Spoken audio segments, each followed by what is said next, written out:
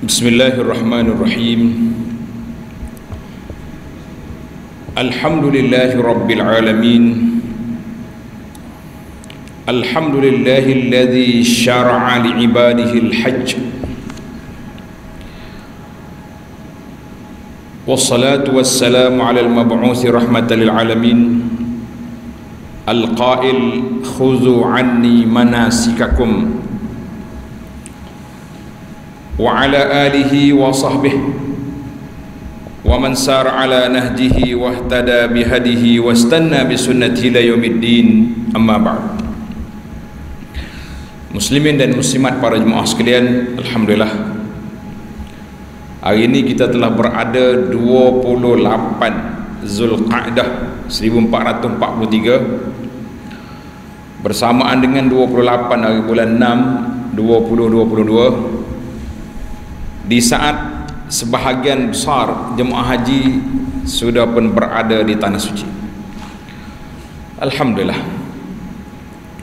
Jadi kisah kita, anda nak cerita kepada tuan-tuan satu cerita. Nama kitab ni Hikayatun Fiqhiyatun Mukhtarah, hikayat fiqh yang terpilih.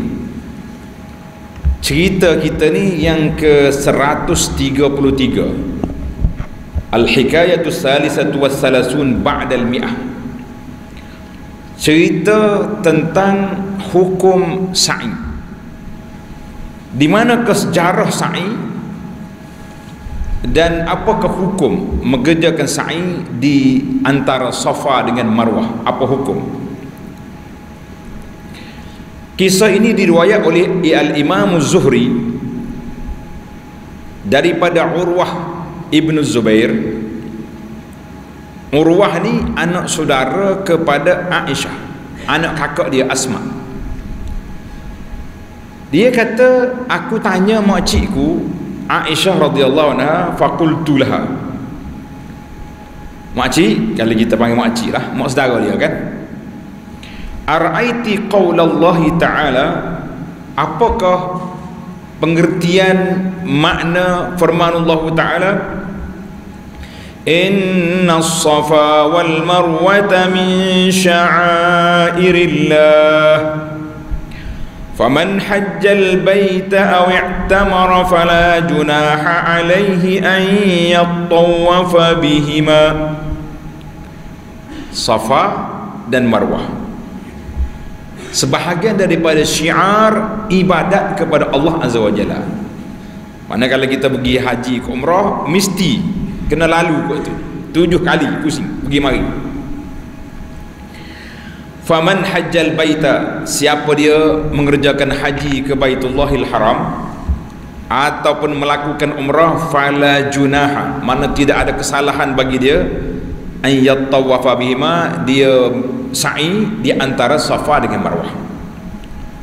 Ayat ini surah Al-Baqarah ayat 158. Kata di Urwah, fa wallahi ma ala ahadin junahun, dia bersumpah demi Allah, tidak ada salah, tak ada dosa, alla yatufa bis safa wal marwah, kalau siapa dia tak melakukan sa'i antara Safa, tak dosa. Qalat, kata Aisyah, bi sama qulta ya bin akhi, salah pandanganmu tu, salah. Inna hadhihi law kanat kama awwaltaha alai, maknanya ayat ini kalau sebagaimana yang kamu faham itu, maka tidak ada dosa orang yang tak melakukan tawaf dan sa'i, orang tak melakukan sa'i di antara Safa dengan Marwah. Hak sebenarnya ayat ini, dengar cerita, kita ni selalu pergi sa'i tu setiap kali pergi Mekah dah, 4 kali 5 kali umrah. Apa cerita dia? Ni cerita dia. Walakinnaha unzilat fil ansar. Aisyah kata ayat ni turun kepada orang-orang Ansar mari daripada Madinah. Mereka ini sebelum daripada Islam dulu, bila dia pergi Mekah, an yuslimu yuhilluna limanati taghiyah. Bila sampai dekat dengan berhala nama Manat, berhala tengah jalan Mekah Madinah tu, dia niat situ dekat berhala tu. Mereka berhala yang mereka sembah indal musyallal. Musyallal tu nama tempat dekat dengan Qudayd. Kalau tuan-tuan pergi Mekah lah ni, kita naik kereta nak pergi Madinah, tulis Wadi Qudayd, sekitar tu. Fakana man ahla yataharraj. Jadi bila masuk Islam, siapa di antara Safa dengan Marwah tak berapa nak buat, sebab duk teringat hak ni hak kita buat zaman jahiliah dulu. Mana orang jahiliah kalau mari haji dia sa'i antara Safa dengan Marwah. Jadi dia kata, ni amalan lama ni, cerita zaman dulu ni, nak buat ke tak? Falamma aslamu, bila mereka masuk Islam, sa'alu Rasulullah sallallahu alaihi wasallam an zalik. Dia tanya Nabi sallallahu alaihi wasallam, wahai Rasulullah, inna kunna nataharraju, kami rasa tak sedap hati lah nak sa'i antara Safa dengan Marwah ni lepas masuk Islam. Maka Allah Ta'ala turun ayat Quran, inna as-safa wal marwata min sya'airillah. Sa'i antara Safa dan Marwah itu salah satu daripada, sebahagian daripada syiar agama Allah. Qalat Aisyah radhiyallahu anha, Aisyah pun ulah balik, wa qad sanna Rasulullah sallallahu at-tawaf bainahuma. Rasulullah telah pun buat satu sunnah tawaf. Orang pergi umrah ke haji mesti tawaf sa'i antara Safa dengan Marwah. Falaisa li ahadin an yatruka at-tawaf bainahum. Jangan siapa tinggal. Kalau buat haji umrah tak boleh tinggal. Cerita ni diriwayat oleh Imam Al-Bukhari rahimahullahu taala. Cuma kita kena ingat, dilalatul hadis, dilalatul kisah ini menunjukkan kepada apa? Menunjukkan kepada siapa melakukan haji atau umrah wajib dia kena sa'i antara Safa dengan Marwah, wajib. Ada ulama kata rukun, siapa tak buat tak jadi umrah dia, tak jadi haji dia, rukun. Maka kita kena pergi. Cuma tuan-tuan dan puan-puan kena ingat, tidak ada sa'i sunat saja, tak ada. Tawaf ada. Manakala kita tak saya buat umrah, kita pergi tawaf. Sudah tawaf pula 10 kali sehari pun tak apa. Hari ni berasa nak kerah betis sikit, nak pergi sa'i sunat lah, tidak ada sa'i sunat. Nak sa'i pergi niat umrah, tawaf, sa'i, baru jadi. Dia tak ada sa'i saja. Sebab itulah ada setengah orang ni, kalau isteri dia mari haid, dia buat dulu. Lepas tu bila isteri dia bersih hasil, suci, boleh pergi tawaf, dia pergi niat umrah, dia mengiringi kawan itu pula tawaf dengan sa'i. Sebab sa'i saja tak ada, tidak ada sa'i saja, tidak ada. Baik, dilalatul hadis, maaf, di antara tajuk yang dibincangkan iaitulah Az-Zuhri. Zuhri ini dia membawa cerita ni. Siapa dia bawa riwayat? Zuhri ni nama dia Muhammad bin Muslim bin Ubaidillah bin Abdullah bin Shihab. Terkenal dengan nama Ibnu Shihab Az-Zuhri. Min Bani Zuhrah, Abu Bakar Al-Qurashi Al-Madani. Tinggal dia di Syam. Lepas pada dia lahir pada tahun 50, ada kata 51 Hijrah. Orangnya rajulan qasiran, tidak tinggi, rendah orang. Qalilul lihyah, janggut dia sikit. Macam kita dah rasa ni. Tidak macam janggut Arab janggut tu tak kan. Dia ni sikit. Tapi dia ada rambut panjang, janggut sikit. Ahmarur ra'si wal lihyah. Warna dia punya rambut dia dengan janggut ada pun warna merah. Semacam dia celup inai gitu. Dan rambut dia panjang. Kata di anak saudara dia Az-Zuhri, jama'a ammi al-Quran fi 80 laylah. Pak saudara aku hafal Quran 30 malam, 80 malam. Tak sampai 3 bulan dia hafal Quran. Tak sampai 3 bulan. Kita 3 bulan main abatas saja hal lagi ni. Laju. Kata di Al-Laits bin Sa'ad rahimahullah, dia kata mar'aitu aliman qattu, aku tak pernah tengok lagi zaman dia orang yang alim sebagaimana Ibnu Syihab. Dia ni jamid, maknanya ilmu dia banyak. Bila dia cakap tentang syurga neraka, tentang dosa pahala, dialah ceramah dia terbaik. Bila dia cakap tentang sejarah peperangan, ceramah dia terbaik. Bila dia bercakap tentang tafsir Quran, tafsir dia terbaik. Bila dia bercakap dengan hadis sunnah, hadis dia lah di antara rijalus sunnah, orang ulama hadis yang besar. Iaitu siapa dia? Ibnu Syihab Az-Zuhri. Baik. Anak saudara Aisyah nama apa tadi? Nama dia Urwah Ibnu Zubair. Urwah Ibnu Zubair Ibnu Al-Awwam. Ingat ya? Biasa imam kita akan baca 10 orang yang dijamin masuk syurga. Siapa dia? Az-Zubair, ayah dia. Zubair ni menantu pada Sayyidina Abu Bakar, suami kepada Asma. Nah, jadi Urwah ni anak dia, anak saudara Aisyah.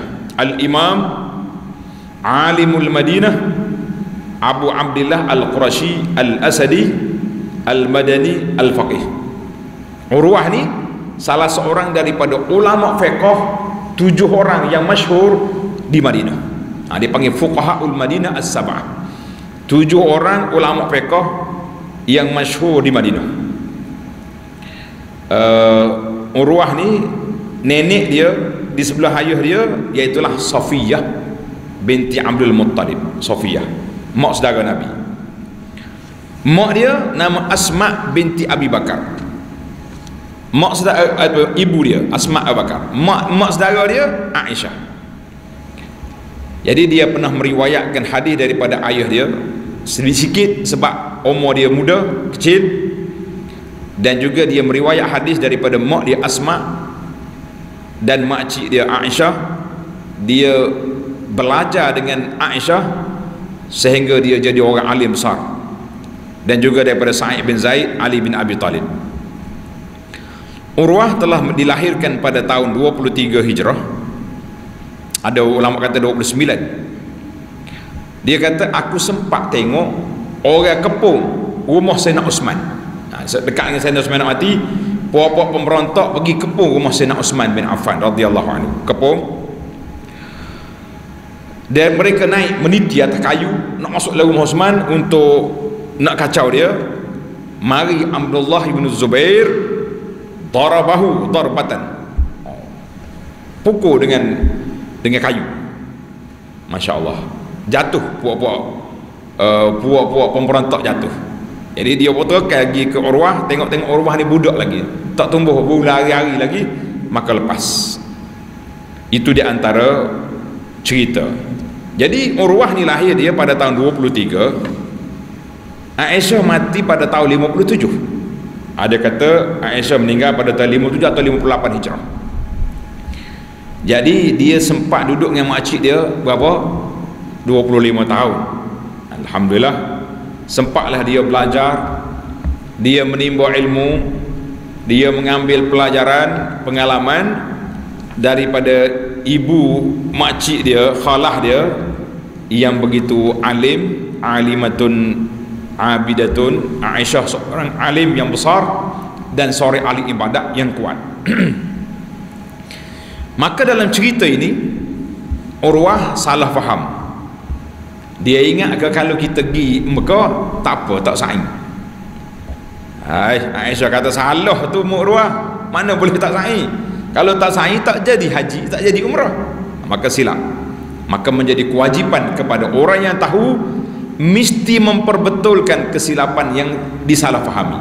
Kita sekarang ni kadang-kadang banyak baca kitab salah faham, pergi syarah ayat tak kena tempat contohnya. Maka orang yang alim yang tahu wajib dia kena betul.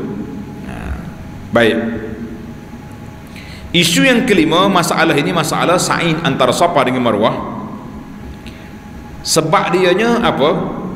Orang-orang yang mari Madinah zaman Yathrib, zaman sebelum Islam dulu, mereka mari niat ihram di mana dekat dengan berhala nama Manat. Dan dia tak pergi sa'i. tak pergi sa'i, tak pergi sofa, tak pergi. Wala yas'auna. Falamma ja'al Islam, bila mari Islam, dia pun duk mikir, dulu kita tak buat pun ada orang yang buat sebab gini. Jadi orang jahiliah ni macam-macam, ada orang tak pergi sa'i, ada yang pergi sa'i. Bila nak sa'i, tuan-tuan kena ingat, waktu berlaku maksiat di Mekah, dua orang ni dikatakan melakukan persetubuhan zina dalam Kaabah. Nama dia Isaf dengan Nailah. Isaf dengan Nailah. Jadi bila dia buat benda jahat ni, jadi apa ni, jadi batu. Jadi orang pun nak ambil pengajaran dan iktibar, ambil seorang tok atas bukit Safa, seorang lagi batu lagi tok atas bukit Marwah, tok situ. Jadi bila dia, kalau dia sa'i, dia akan pergi sial kamu, tak ada tempat lain kau nak buat kerja dalam Kaabah, jadi batu pergi pula atas bukit pula, dia ni. Jadi kerja dia je duk tunjuk kawan tu, ni alah, kau tak ada tempat lain atas dunia ni deh, nak pergi zina, nak pergi buat benda yang tak baik dalam Kaabah. Itu satu, maknanya ada sekumpulan dia tak mau sa'i. Jadi bila mari Islam, ada yang merasakan bahawa tak perlu sa'i. Ada yang kata kita nak sa'i macam mana di sini, tepat amalan jahiliah ni duk main Isah dengan Nailah. Maka ketika itulah Allah SWT tetapkan bahawa innas safa wal marwata min sya'airillah. Sebab apa? Mari kita tengok sejarah. Wa aslu sa'i, asal sejarah sa'i di antara Safa dengan Marwah ni di mana? Bermula di zaman Nabi Ibrahim AS, ketika dia mari tinggal isteri dia nama Hajar. Ingat nama apa isteri dia? Hajar. Dengan anak dia Ismail mari letak dekat Kaabah, letak situ. Bila dia letak, Ibrahim pun nak balik ke Palestin, ke Syam, banggi. Hajar ikut dia. Ibrahim ila aina? Ibrahim nak ke mana tu? Kalau bahasa kita ke Abahe tak? Abahe nak ke mana? Ibrahim tak berpaling. Yalah anak kecil kalau berpaling berasa tak seramak juga nak tinggal ni, tak balik.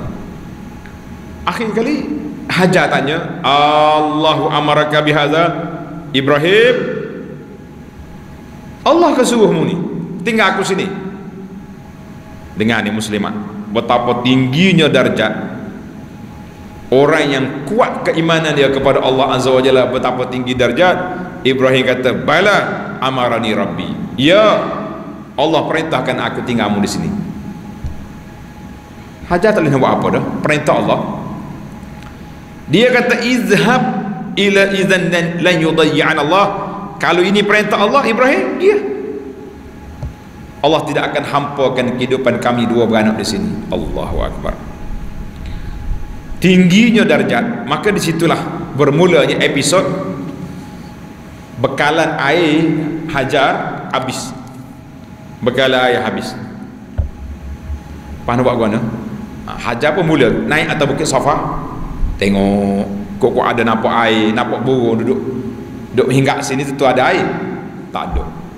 Turun, sapa celah wadi tempat rendah, tak nampak anak dia, dia pun berlari unggah sikit, naik atas bukit, jalan pula sampai ke Marwah. Pergi tak jumpa, pusing balik tak jumpa, sampai 7 kali. So 2 bermula dari Safa bersudah dengan Marwah. Itulah kata di para ulama Islam, usaha kita ni mesti kena tak 7 kali. Lepas 7 kali tak jadi juga, letak jawatan lah. Kalau tak jadi lagi, buat tak jadi dah tu, tak perit lagi kata orang. Nah, ni setengah orang ni tak kira 10 kali nak terang lagi, mencuba lagi. Kata coba ni ada hak dia juga. Hajar bila dia pergi 7 kali, sudah tidak ada lagi harapan dia dengan manusia akan tolong dia. Ketika itu dia tawajuh kepada Allah. Allah sajalah yang boleh menyelamatkan aku dua beranak. Nak kata Tuhan tak tolong, Ibrahim kata Tuhan suruh tinggal. Bila Tuhan suruh tinggal, mesti ada jalan penyelesaian. Dia duduk atas bukit sofa, tiba-tiba bunyi suara, bom. Dia pun terkejut tengok. Man, siapa kamu? Boleh tolong kami? Rupanya malaikat Jibril mari. Pergi dekat telaga Zam-Zam. Lah ni, telaga Zam-Zam ada tu, ada kata malaikat cocok dengan sayap. Ada riwayat kata raqbah dengan tumit dia. Wallahu a'lam mana satu.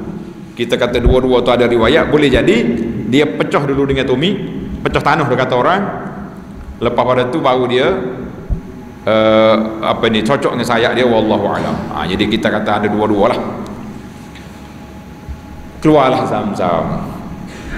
Hajar pun mari duduk buat likung air. Takut air lari. Nabi kita bersabda dalam hadis, rahimallahu ummat Ismail. Allah Ta'ala lah bagi rahmat pada ummat Ismail. Kalau dia biar air itu mengalir jadi sungai Zam-Zam.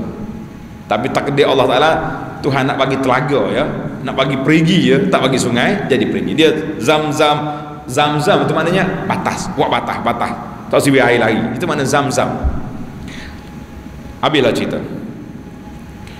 Bila selesai, inilah kisah. Maka bila orang mari haji ke umrah lepas tu, dia akan lalu di antara Safa dengan Marwah, sehinggalah dipunahkan oleh puak-puak Quraisy yang sembah berhala, letak isah dengan nak ilah dan sebagainya. Itu punah majlis. Maka mari Nabi SAW mengikrarkan bahawa amalan sa'i antara Safa Marwah ini tidak salah, sehingga Allah Ta'ala turun ayat Quran, fala junaha alaihi an yattawafa bihima. Tak salah, tidak ada masalah kita tawaf sa'i di antara Safa dengan Marwah. Baik, satu isu lagi yang kita kena belajar, isu apabila dilarang kemudian dibenarkan. Jadi dalam hadis ke dalam Quran menjadi satu tanda, alamatul mubah, satu benda yang harus apabila Allah kata tak ada dosa, siapa dia buat tak berdosa, jadi harus. Tanda kaedah ni, kaedah kata alamatul mubah, satu benda tu kalau kita buat Tuhan kata tak berdosa, dia jadi harus. Satu. Alamat sunat ataupun mustahab, apa dia? Raf'ul ithim, Tuhan kata tak berdosa dan boleh pahala, maka itu sunat. Alamatul wajib, kalau satu benda tu jadi wajib, iaitulah tak berdosa, tidak berdosa kalau kita buat, dan boleh pahala, serta siapa dia tak buat dia akan diseksa, maka dia jadi wajib. Kita tengok tiga kategori arahan. Ada arahan kata boleh buat, tak ada pahala apa-apa, itu harus. Ada yang kata boleh buat dengan berpahala, itu sunat.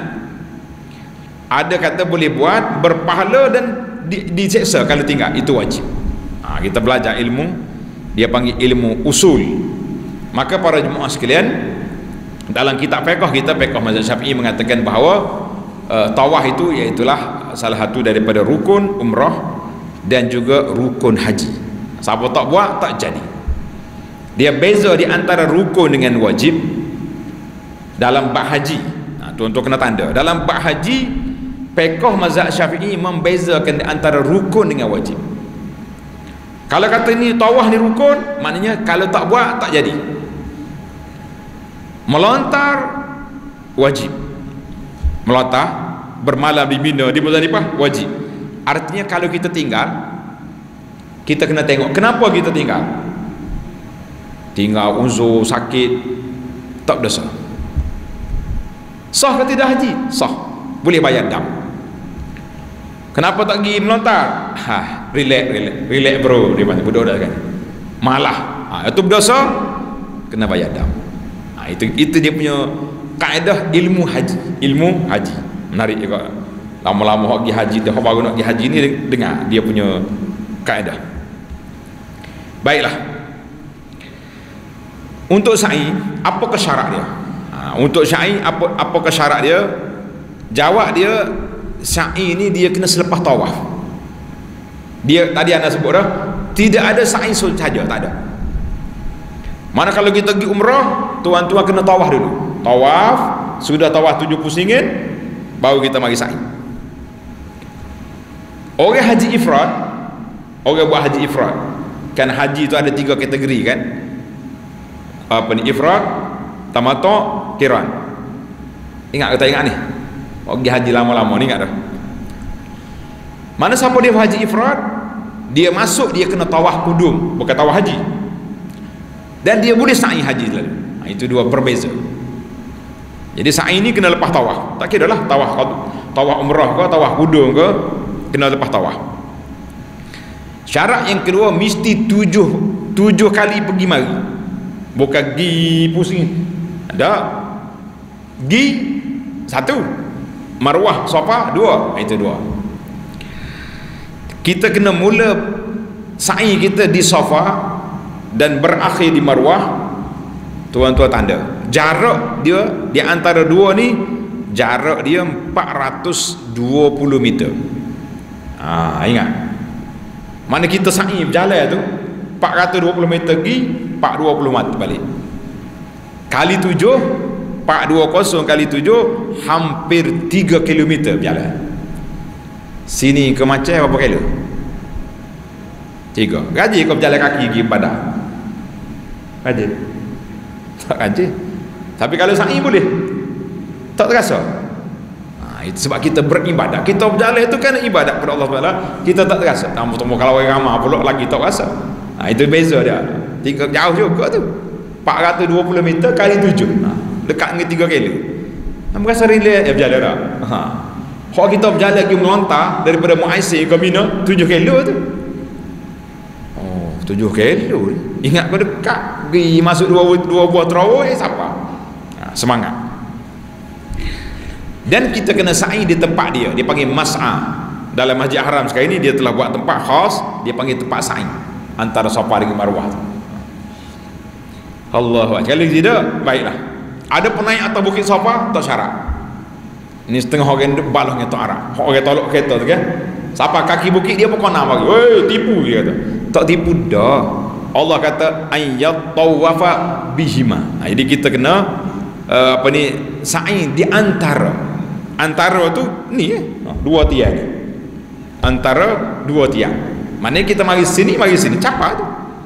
Tak payah naik atas tiang. Kalau atas tiang tu itu dia panggil antara. Jadi kalau kita pergi sampai kaki bukit boleh pusing. Tidak syarat. Dan dia berbeza dengan tawaf. Dia tak syarat ada wudu. Maknanya kita lepas tawaf, orang perempuan ni patah mari haid, boleh tak? Boleh pergi sa'i. Kita pun terbatal wudu, boleh pergi sa'i. Dia tak syarat ada wudu. Sunat, syarat dah. Dan dia juga tidaklah syarat mesti berturut-turut. Kalau kita letih, berhenti dulu, rehat, minum air, jalan pula boleh. Mana tidak ada. Dan sunat bagi orang lelaki berlari-lari anak di antara dua tanda hijau tu, tempat hajar lari baru. Untuk lelaki, bukan untuk perempuan. Ada orang marah, dia kata apa orang lelaki rampas hak kita. Asal ceritanya hajar, tapi bila mari bab tawaf sa'i ni, laki-laki lagi, perempuan tidak. Kita kata tak sun, perempuan duduk melopak situ. Tidak comel orang perempuan berlari. Biar laki-laki berlari, dia menunggu hajah dia di hadapan. Jadi berasa menghargai dah. Lama tinggal belakang tu. Dia rasa sayang tu lebih. Baik. Isu yang ke-9 hari ini, satu fenomena orang sewa kereta naik motosikal tempat tawaf, tempat sa'i pun ada, tawaf pun ada. Apakah hukum? Jawabnya sah. Kita tawaf naik kenderaan ataupun sa'i naik kenderaan boleh, tetapi menyalahi yang aula. Mana kalau orang uzur boleh pahala penuh. Kalau kita tak uzur saja nak relax naik kereta, boleh separuh pahala. Macam kita semaya sunat kan, orang semaya sunat diri dengan semaya sunat duduk, boleh pahala berapa? Separuh ya boleh. Ni cerita dia. Jadi tuan-tuan dan puan-puan yang pergi umrah, janganlah duduk main-main suka-suka. Naik relax ya. Kita naik kereta tolak, naik motor sekota. Kita kata kalau uzur, naam. Kalau suka-suka, tak. Pergi berjalan. Yang diuzurkan orang-orang tak larat, orang yang tua, uzur, tak boleh berjalan banyak, itu lain. Jadi kalau suka-suka saja, itu tidak digalakkan. Kita bersuka-suka dalam ibadat haji. Budak-budak suka lah. Dia naik 2-3 orang pakat sengih, hak ni aja, hak ni tukar bawa, hak ni tukar selfie. Kita kata ibadat apa benda lagu ni.